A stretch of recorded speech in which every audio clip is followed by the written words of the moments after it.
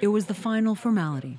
Victim number 1, Ji Hun Kim, 22 years, of Toronto. Victim number 2, So Hee Chung, 22 years, of Toronto. One after another, police named all 10 victims of Monday's van attack. Victim number 3, Geraldine Brady, 83 years, from Toronto. Chol Min Kang, 45 years, Toronto. The grim list marks the end of an agonizing week. Anne-Marie D'Amico, 30 years, from Toronto. Betty Forsyth, 94 years, Toronto.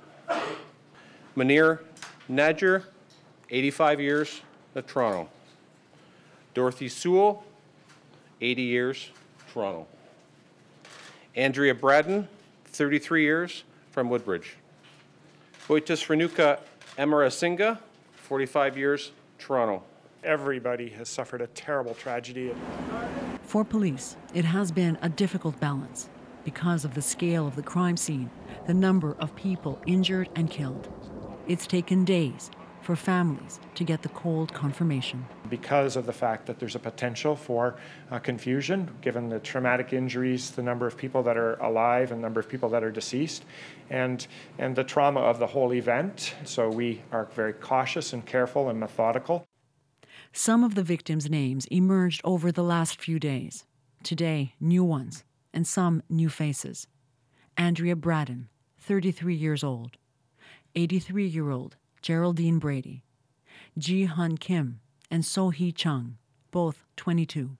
A Chung family member who didn't want to be identified issued this statement. She was a beautiful person and well liked by her friends. She had big dreams of doing something for society and was studying sciences at U of T. She was a very nice person. With every name, the horror of what happened becomes more heartbreaking. At another memorial, a few blocks away, where the carnage ended, another procession. I don't know these people, but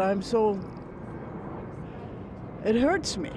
Why am I crying? I cried when it happened, and then I stopped. And then I saw all these pictures. When you're here, it really tears your heart. The randomness of the attack has left a shared sorrow, knowing it could have been anyone. But the family's grief is still so private.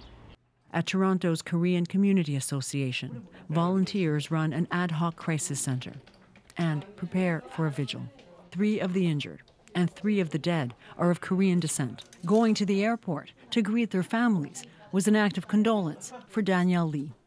I saw a family that had a child in the hospital where they were happy that they were alive, that they didn't have to go through the pain. And you had another side of family where, they know the fact that the child is no longer with them. And it's just, I cannot describe it, the pain that they're going through. Like I said, it's just heartbreaking. Those families have been told this is for them, a gathering to honor their loved ones and to support them as they struggle to stand the grief. And Joanna joins us now. This case so emotional for everyone connected to it, including investigators for whom it all got a little bit bigger today. It did. They announced additional charges today, Ian, and that's related to 2 other people who got struck by the van that police didn't know about until later because they weren't at the scene when they arrived and they didn't need hospitalization. So that puts the charges count now. Alec Minassian faces 10 charges of first-degree murder and 16 charges of attempted murder. And they also announced today that 12 people are still in hospital and still in critical condition. This was, as we know, a big crime scene, long stretch of road, lots of witnesses, and police have been asking people to come forward. They have, and people have come forward. They've already interviewed 170 witnesses, and they plan to interview another 100. They've also said that they've received more than 100 images, and they're also still gathering surveillance video from all the businesses that line that busy stretch of Yonge. And that's all to reconstruct as accurately as possible an attack that lasted 7 minutes. All right, Joanna, thank you. You're welcome. From the beginning, many people have wondered whether police considered this an act of terrorism. Reporters today asking whether the involvement of the RCMP is a sign that police are pursuing that theory. Certainly the evidence that we have from this investigation does not meet the threshold for Section 83 of the Criminal Code. Terrorism, there's a whole bunch of specifics with respect to the terrorism section. that relate to religion, ideologies, and stuff like that. And we haven't met that threshold. Police say they have not determined the motive. There has, of course, been much speculation about the suspect's apparent support of an online community which denigrates women.